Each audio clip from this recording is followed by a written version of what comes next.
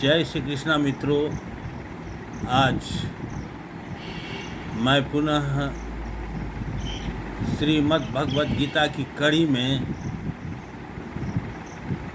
अध्याय 2 का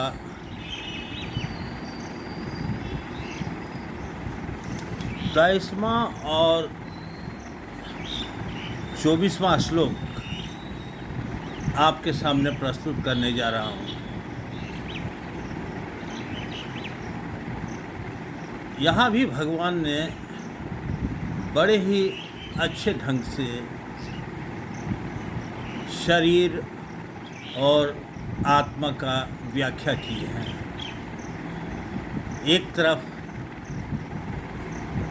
शरीर नाशवान है, दूसरी तरफ आत्मा अमर है।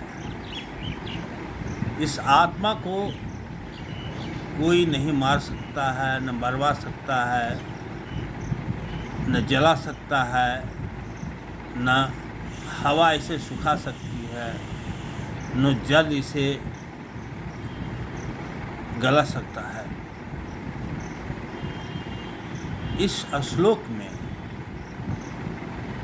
भगवान ने कहा है, नैनं छिन्दन्ति शास्त्राणि नैनं दहति पावकः न चैनं क्लेदयन्त्यापो न शोषयति मारुतः।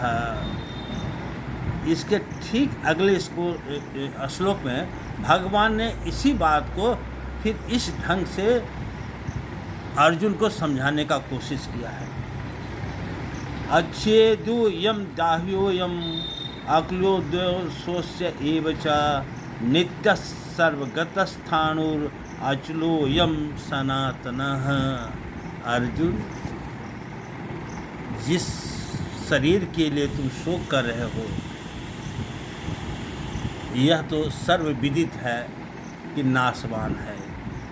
इसका नाश होना निश्चित है, लेकिन इसके अंतर्गत जो आत्मा है वह अविनाशी है।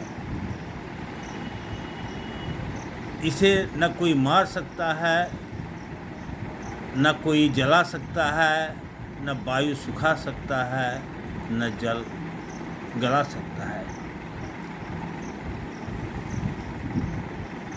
भगवान ने अर्जुन को जो मोह हो गया था इस शरीर और आत्मा पर, उसको दूर करने के लिए उन्होंने अर्जुन से कहा कि नैनं छिदन्ति शास्त्राणि नैनं दहति पावकः न चैन क्लेदयन्त्यापो न शोषयति मारुतः।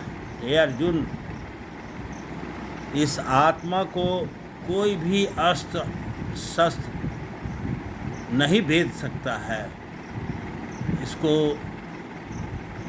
टुकड़ा नहीं कर सकता है, और न ही अग्नि इसे जला सकता है। न चैन क्लेदयन्त्यापो,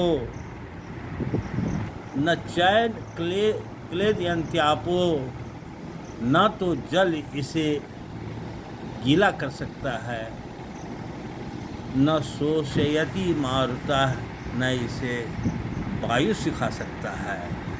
यह शाश्वत है, यह अजन्मा है। तो फिर इस आत्मा के लिए शोक करना व्यर्थ है। और इस ठीक भगवान ने इसी शब्दों को दूसरे तरह से समझाया है। अच्छोद्यो यम दाह्यो यम क्लेद्यो शोष्य एव च नित्य सर्वगतस्थ स्थाणुर चलोयं सनातनः। कहता है कि हे अर्जुन, यह आत्मा अखंडित है, इसे कोई खंडित नहीं कर सकता है। यह अघुलनशील है, इसको यह घुल नहीं सकता है और न तो इसे कोई जला सकता है और न इसे सुखाया जा सकता है। इसलिए इस पर शोक करना व्यर्थ है। यह सर्वव्यापी है, सर्व शाश्वत है। इसलिए हे अर्जुन, तुम मोह को त्याग करो और युद्ध के लिए तत्पर हो जाओ। जब से अर्जुन ने भगवान श्री कृष्ण को अपना गुरु मान लिया, तो गुरु की भूमिका अदा करते हुए भगवान ने श्री कृष्ण के मोह को कई तरह से समझाने का कोशिश कर रहे हैं। अब आगे की कड़ी में फिर इसी बात को दूसरे तरीके से भगवान ने अर्जुन को समझाने का कोशिश किया है। दोस्तों,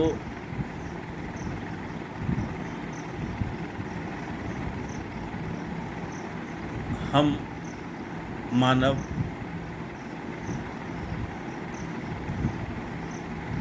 अज्ञानी हैं, नहीं समझ पाते हैं। किसी की मृत्यु होने से या किसी का देह त्याग करने से हम समझते हैं कि वो हम मर गया है।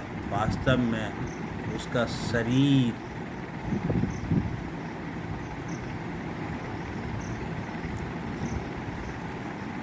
नष्ट हुआ है।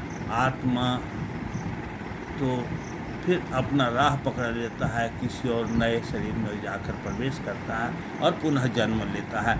यह युगों युगों से चलता आ रहा है और चलता रहेगा। इसलिए हमें इसका थोड़ा बोध होना चाहिए कि जिसके लिए हम इतना पश्चाताप करते हैं, शोक करते हैं, वह बिल्कुल ही गलत है।